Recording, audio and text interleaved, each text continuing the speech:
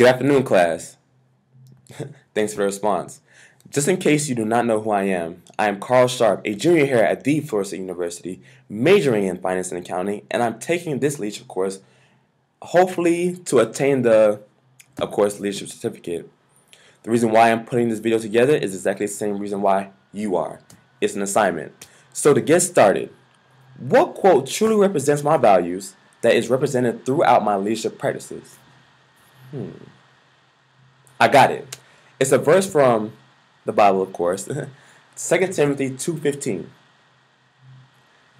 In the King James Version, it says, "Study to show thyself approved unto God, a workman that needeth not be ashamed, rightly dividing the word of truth."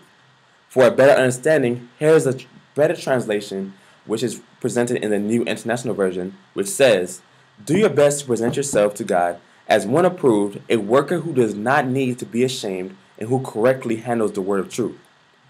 Even though this is a Bible verse, I do apply it, I apologize. I do apply it to everything my life consists of, whether it be work, my academia, organization, sports, and even relationships. My personal definition of this verse is more catered to whatever you're involved in, whether it be more catered to whatever you're involved in, and it's basically saying that whatever you are involved in, that you work diligently and you're a hard worker when it pertains to that subject at hand. And in the case that someone were to challenge you, whether it is directed towards your beliefs, schoolwork, or knowing your organization, you will have a strong foundation on the subject at hand.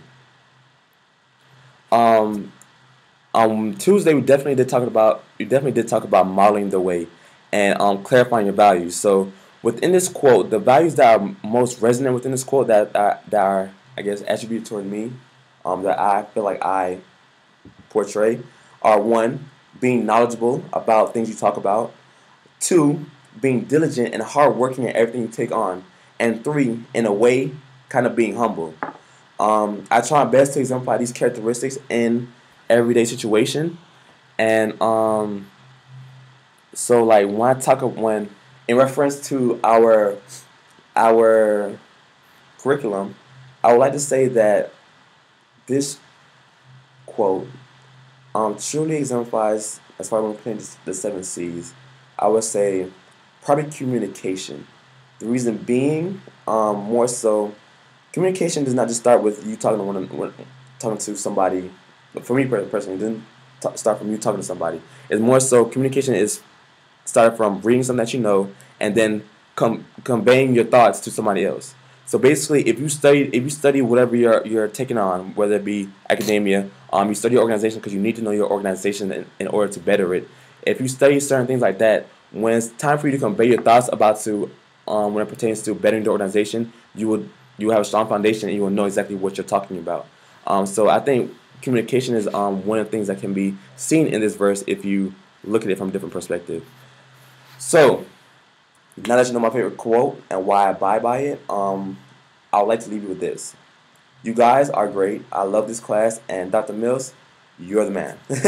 I know I know I've had my ups and downs within this class, but I truly do love this class. I feel like I'm learning a great deal, and even though I see I just shouted out the class and Dr. Mills, we do of course have our teaching assistant, Chris Futch. And I'd like to thank you for being here, even though you don't talk much, but your work is still valuable. I would also like to give you a thumbs up for the test that you graded. It was a great turnover rate, and I see that you kind of do things around here. Other than that, thank you. Y'all have a good class, and if you're looking for me, if you have any questions about my verse, I'll be right behind you. Thank you.